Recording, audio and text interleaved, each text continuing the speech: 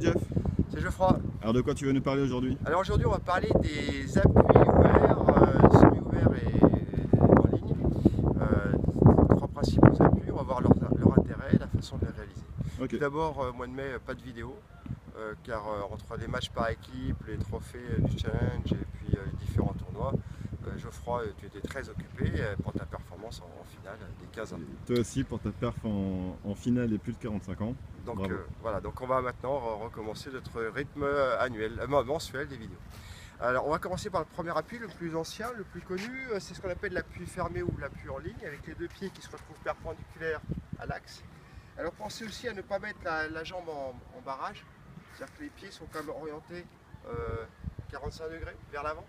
Pourquoi? Parce que ça va permettre à la fois d'avoir un transfert de la jambe arrière vers l'avant et et avec une rotation de la hanche qui fait qu'après la frappe, le pied arrière passe devant.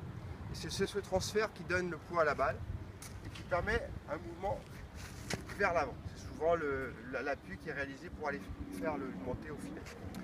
Donc voilà, ça c'est pour le premier. Alors celui-là est un mouvement plus linéaire puisque le bras qui est ici traverse et il y a la raquette avance vers l'avant.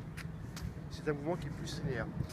Pour les lifters, les gros lifters sur terre battue, pour une question de temps et une question d'efficacité, ils préféreront davantage l'appui ouvert.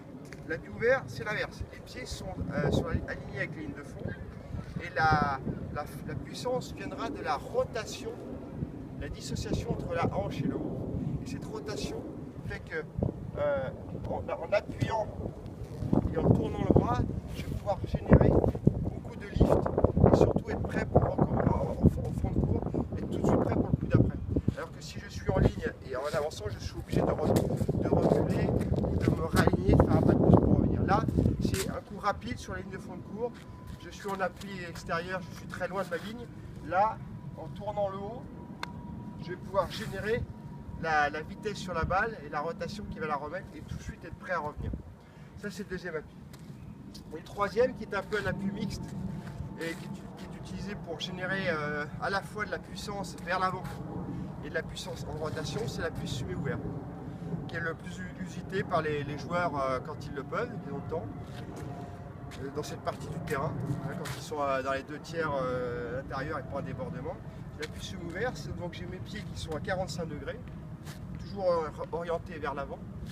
Et là, à la fois, je vais profiter d'une rotation du haut et d'un transfert du poids vers l'avant, comme ça. Donc en même temps, et aussi du basculement de la jambe arrière vers la jambe avant. Je recommence comme ça.